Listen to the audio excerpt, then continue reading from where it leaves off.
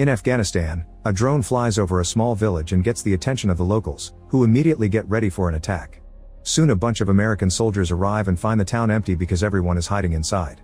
The team keeps moving, and when they find a suspicious man with a bomb, they immediately surround him, threatening to shoot him if he doesn't drop his weapon. At first the man tries to ignore the threat, but when he sees the soldiers mean it, he takes out a gun which forces the soldiers to instantly kill him with a few shots. Then Jake informs Colonel Mason about the dead man and the bomb, asking for permission to disarm it.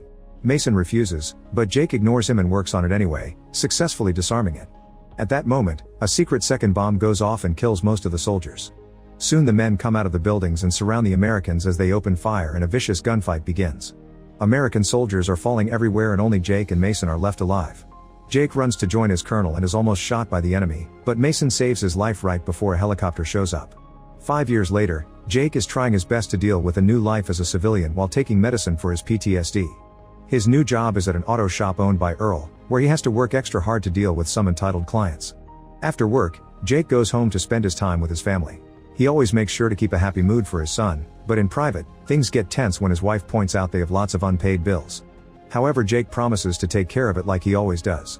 When Jake puts his son to bed, he shares a picture and a story about his old squad and the fact Mason was at the hospital when the baby was born.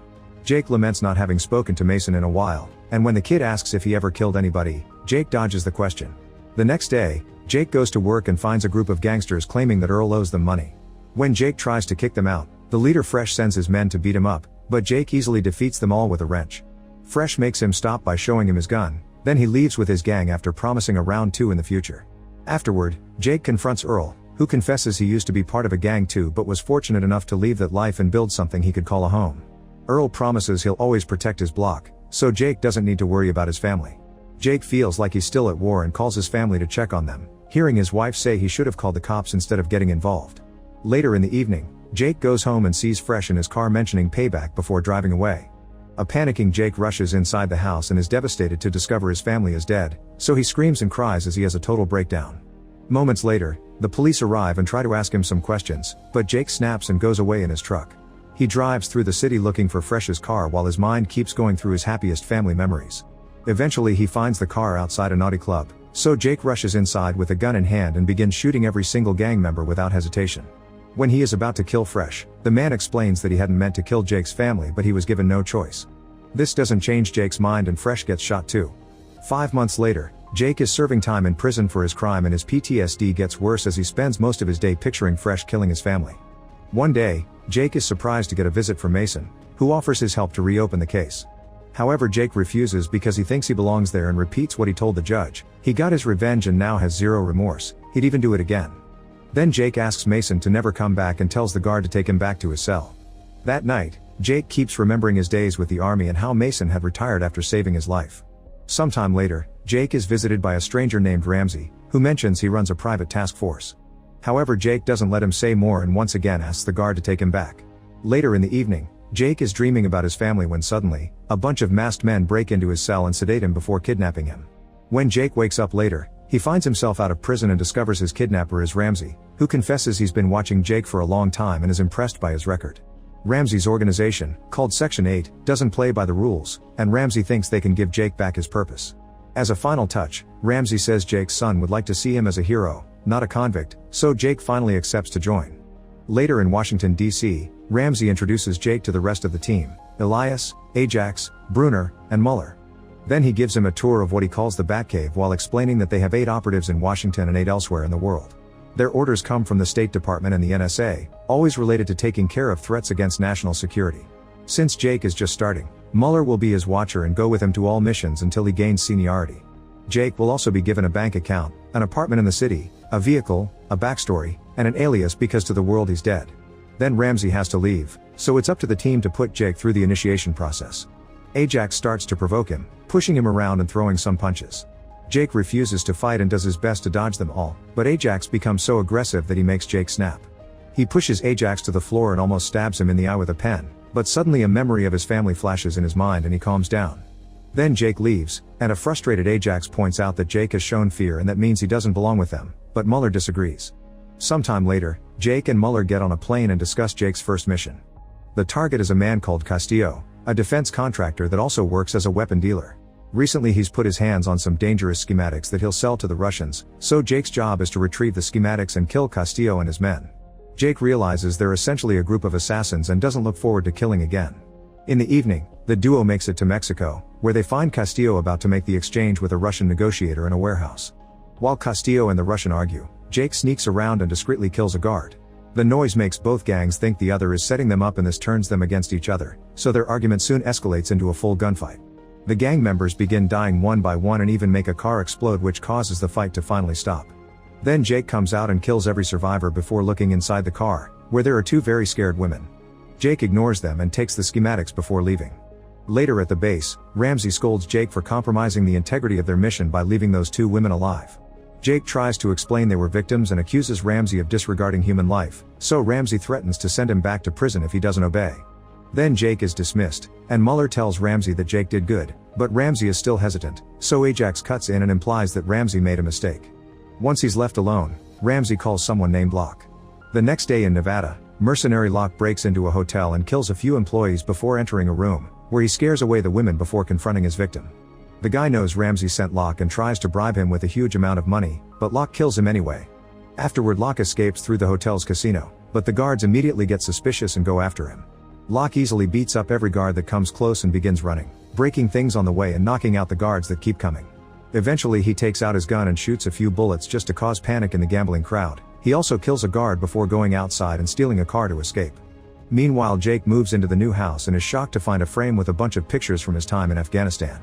This reminds him of a conversation he had with Mason, during which Jake blamed himself for getting him injured and Mason made sure to comfort him. Later, Jake is drinking at the pub and Muller joins him, so Jake tries to get some information out of her. Muller doesn't know anything about Ramsey, but she explains that she used to be in the army and punched a commander officer that reprimanded her.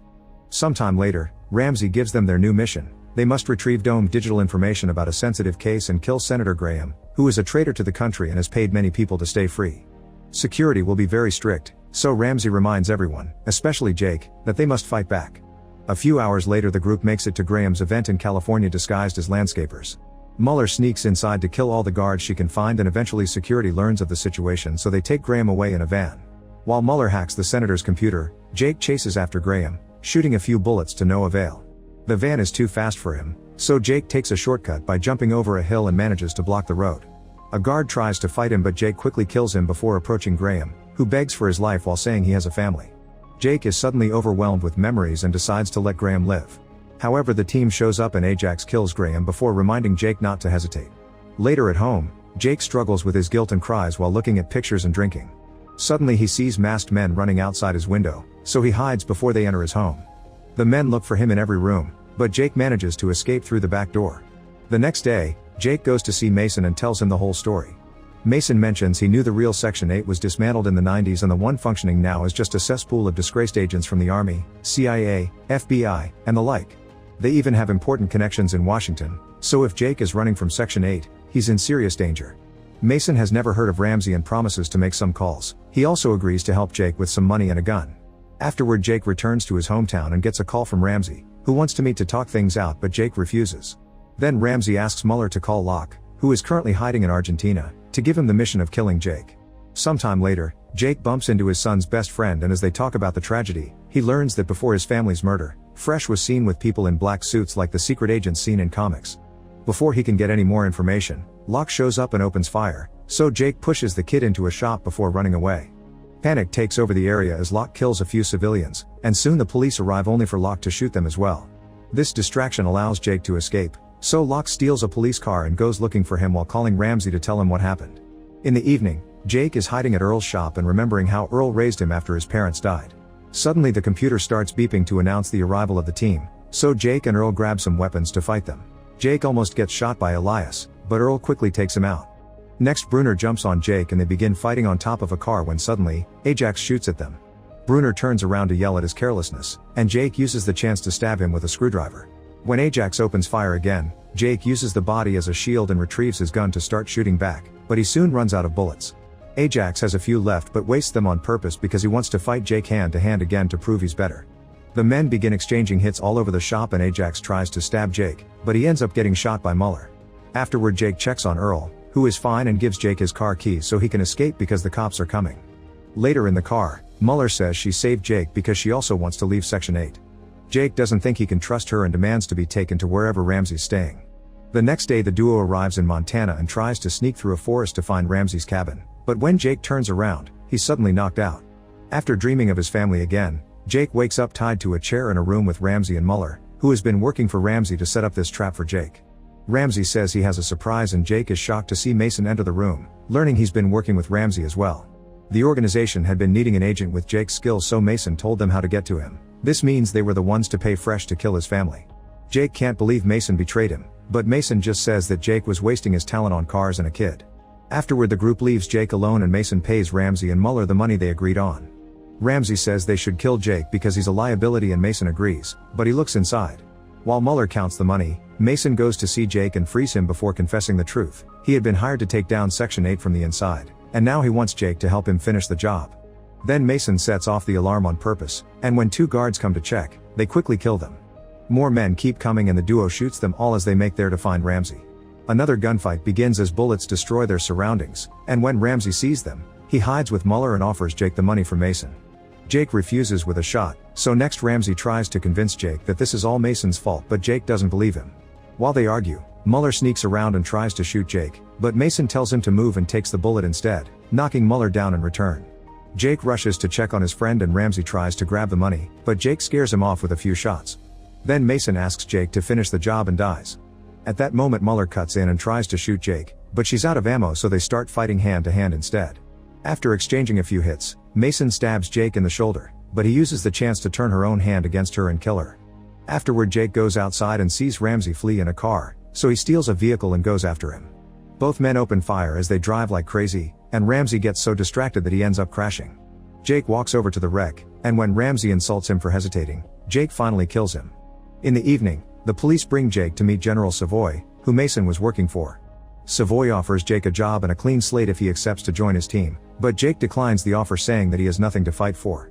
Just in case, Savoy gives him his card anyway. Later Jake returns home only to find Locke waiting for him because he still wants to finish his job as his reputation demands. Soon a hand-to-hand fight begins and both men show their amazing fighting skills while using any object or furniture in the room to attack as well. When the fight moves to the kitchen, both of them grab a knife and keep hitting each other until Locke throws Jake on the floor. This allows Jake to retrieve his gun and finally kill Locke. The next morning Jake sends a voice message to Earl, thanking him for everything and announcing he's leaving. Meanwhile Jake is taking a bus and sees a mother having a sweet moment with her son. Memories of his own family flood his mind again and Jake calls Savoy to accept his offer, saying he does have something he wants to fight for. Savoy immediately welcomes him to Section 9. Make sure to subscribe and turn on notifications so you can watch more videos like this. Thanks for watching.